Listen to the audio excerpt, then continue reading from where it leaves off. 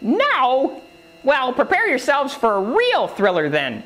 We're going to meet the actor who played Dr. Frankenstein's grandson in the 1939 film Son of Frankenstein. His name is Donnie Dunagan. He also voiced the character Bambi in Walt Disney's animated classic. He grew up to become the youngest Marine Corps instructor in American history and went on to become an author. We met up with Mr. Dunagan at the recent Fan Days convention in Dallas, Texas. So here, Son of Frankenstein met his wife in the graveyard.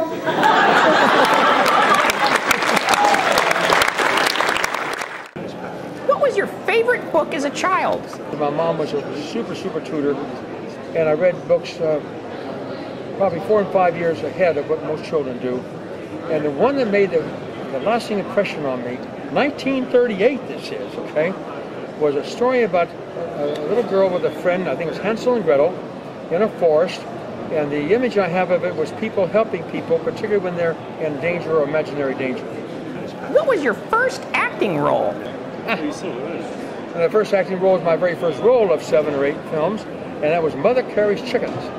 And it's based on a true story in Memphis, Tennessee, where we came from, by the way, of a woman during World War I that took in orphans because the war made a lot of teenage orphans, and I was a little rascal in it and had a great time. I hung wallpaper up when I shouldn't have hung wallpaper up. I played with a goat in the house. It was a great time. It was my very first film. I thought the world was all like this. It's going to be wonderful. How did literacy affect your career as an actor? I was around people that read a lot.